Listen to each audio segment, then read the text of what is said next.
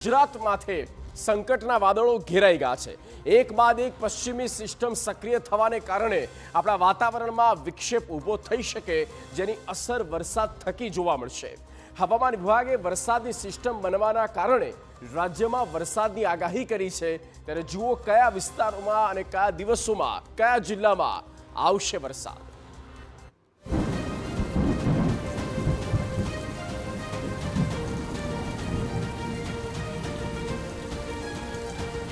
રાજ્યમાં વાદળો ઘેરાયા છે। વાતાવરણ બદલાતા આગાહી આપવામાં આવી છે। તે મુજબ લાગે છે કે આવશે વરસાદ। ગુજરાતના વાતાવરણમાં આવ્યો પલટો। વાદળછાયું વાતાવરણ બનતા વધી ચિંતા। ગુજરાતમાંથી મંડરાઈ વરસાદની ઘાત।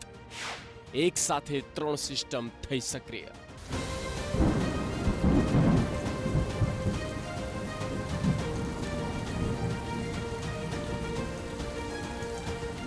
હવામાન વિભાગ દ્વારા વધુ એકવાર વરસાદની આગાહી આપવામાં આવી છે। 3 સિસ્ટમની અસરને કારણે કમોસમી વરસાદ પડી શકે છે। 29 અને 30 માર્ચે હળવા વરસાદની શક્યતા વ્યક્ત કરવામાં આવી, જ્યારે 31 માર્ચે પણ ક્યાંક વરસાદ થઈ શકે। અમદાવાદમાં વાદળછાયું વાતાવરણ રહેવાની સંભાવના છે।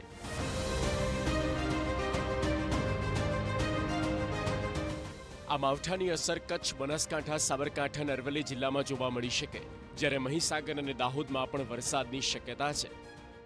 29 और 30 मार्च को हम गुजरात राज्य की मेनली जो उत्तरीय जिला है, इसमें हल्का बारिश के साथ thunderstorm with lightning, gusting wind speed 30 to 40 kilometre yellow warning के साथ हम दे रहे हैं।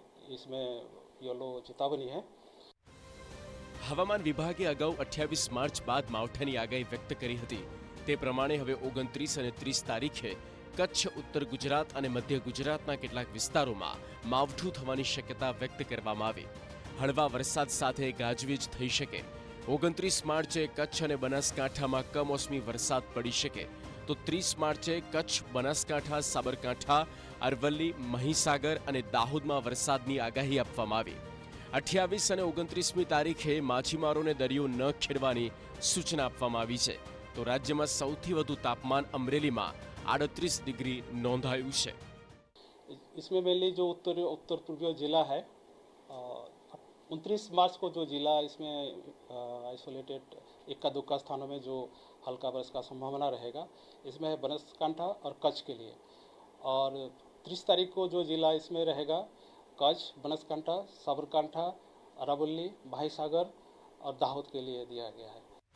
ખેડૂતો માટે આ ચિંતાજનક બાબત ચોક્કસ છે। પાકમાં નુકસાની અગાઉ જ ખેડૂતો ભોગવી ચૂક્યા છે, તેવામાં વધુ એક પડકાર દસ્તક દઈ રહ્યો છે। ત્યારે ખેડૂતોને 29, 30 અને 31 આમ 3 દિવસ પાકનો ઉતારો લઈ લીધો હોય તો તેની વ્યવસ્થા કરી લેવી જોઈએ।